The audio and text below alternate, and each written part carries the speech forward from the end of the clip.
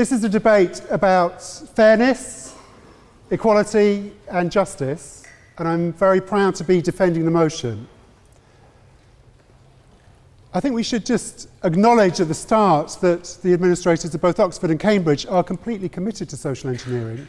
They're investing millions of pounds in outreach projects which are doing just that. They're intending to bring in people from state schools, people from disadvantaged backgrounds as well, into the system to get them to apply, to encourage admissions and to facilitate that. So there's no question about the universities being committed to a process of social engineering. The question is, are they doing enough? Is that the best method?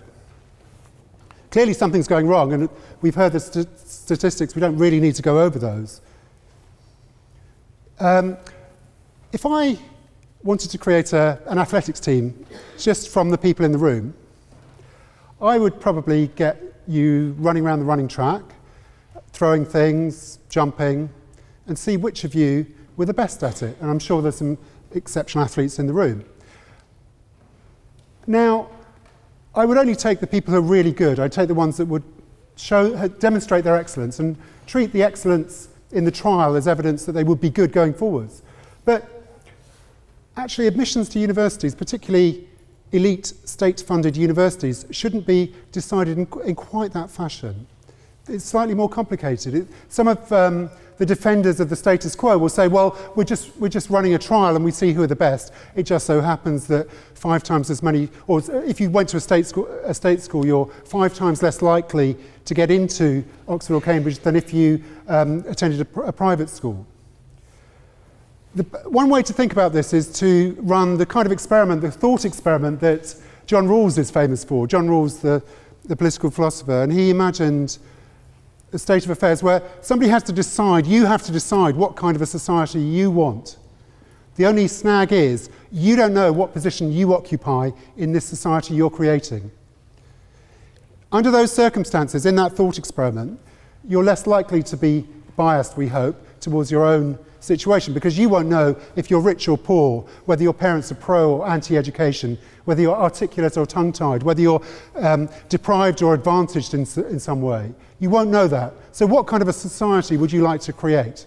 Does anybody here sincerely think that they would create a society which would so heavily advantage people whose parents were rich over those who are less wealthy? I doubt it, and I doubt if you're sincere if you say that.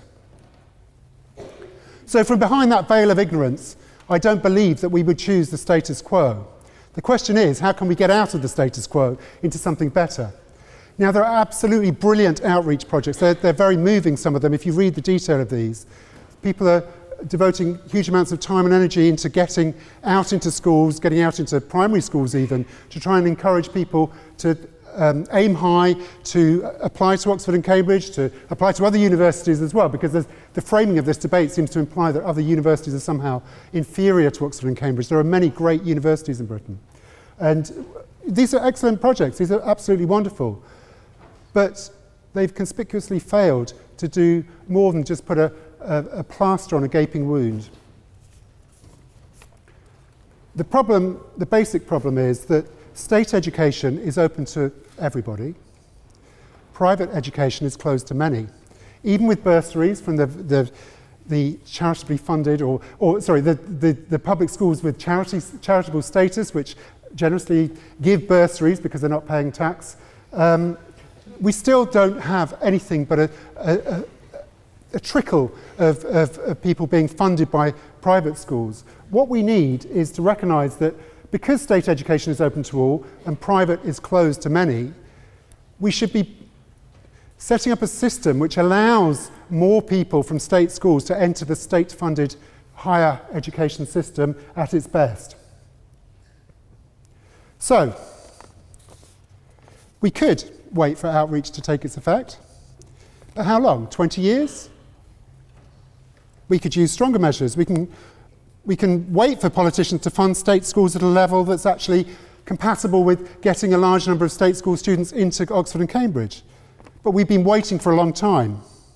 We can wait, or we can take more radical measures.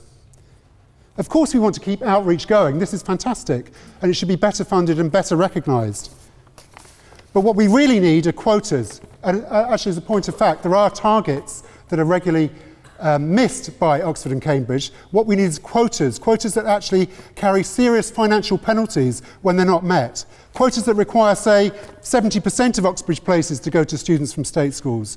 Quotas that actually inspire bright state school students to apply. Quotas that divert middle-class kids back into the state school system.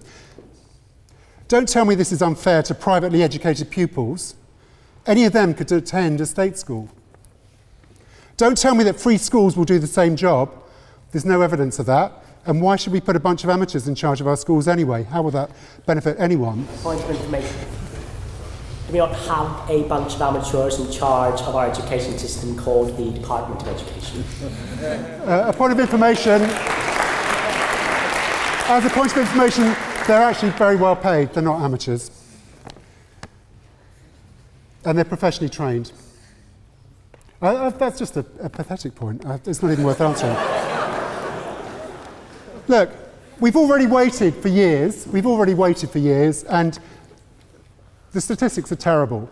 Why should we wait to see if outreach takes effect? No, we've got a better solution. Introduce quotas. That will nudge the whole system. We need nudge.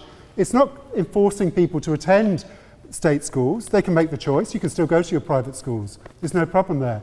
Private schools might actually be improved if we withdrew their charitable status as well, make them focus on what they're doing.